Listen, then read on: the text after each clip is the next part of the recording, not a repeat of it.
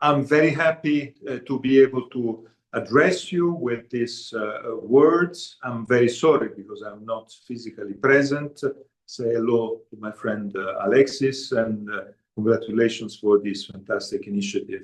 I would like to add to your reflection, to your considerations, the fact that today the European Union is challenged from abroad. It's challenged from the US administration, on tariffs, on defense, on important topics that are today creating a big asymmetric situation. But we are challenged also on the other side. We are challenged on defense with the Russian aggression to Ukraine. We are challenged in competitiveness from Asia with big problems we are having with our competitiveness.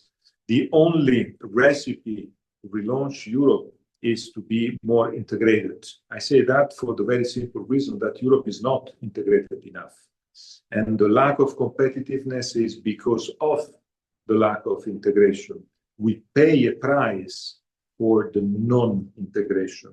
There are many subjects. I try to focus them in my report on the future of the single market, where the European Union in reality is not integrated and the single market is just theoretically integrated. If you take energy, if you take telecom, if you take the financial markets, we are 27, we are not one.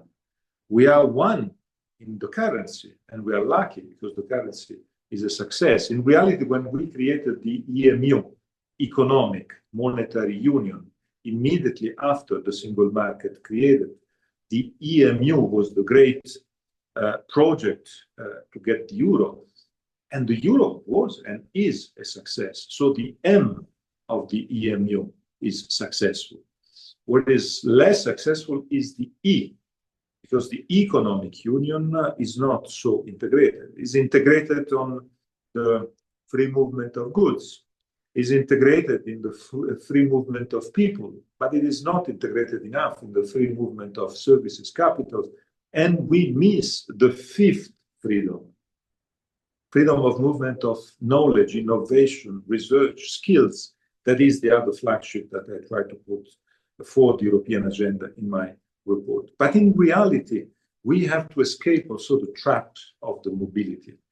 Trap of the mobility is the fact that today there's part of our population with the idea that Europe gives you only opportunity if we want to move. But in reality, large part of our people are not willing to move. They have a great link with the regions where they were born, where we were born. My link, my grassroots, my link with my city, the city of Pisa, with my region, Tuscany, is really crucial, important as it is for all of us. But what is evident is the fact that it is too evident for all European citizens that if you are someone very mobile, you can take advantage of Europe. You have a lot of advantages from the European Union. But if you are less mobile, if you don't want to move, if you want to stay in the country, in the region, in the city where you were born, in reality, there's a mismatch with the European offer.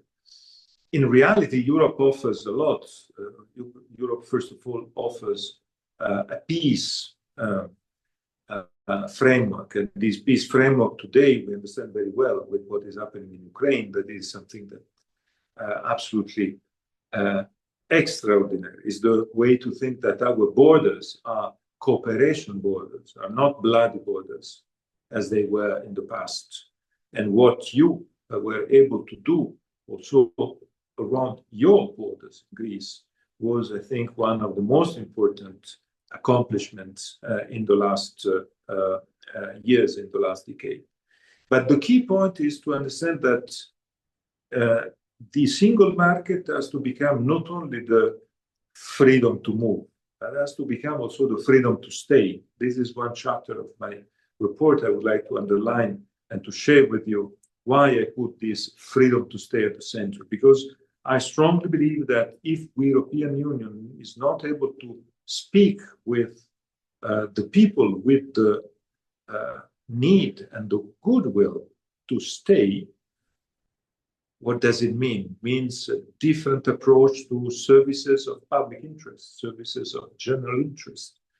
It means a different approach to infrastructures, a different approach to housing, to the cost of living. How many countries are today living a saturation in some areas and a desertification in other areas? It is not the right way to live Europe.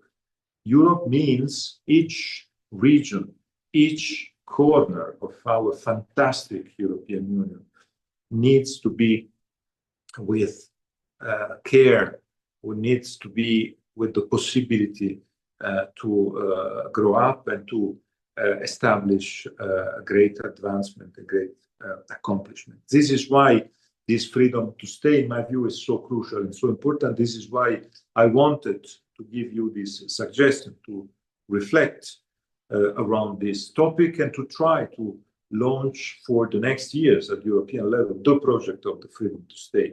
In the European Parliament, I decided to create a committee for the freedom to stay. I think it is very important that this topic can become more and more crucial, and I am sure that your contribution will be absolutely fantastic. Thank you very much.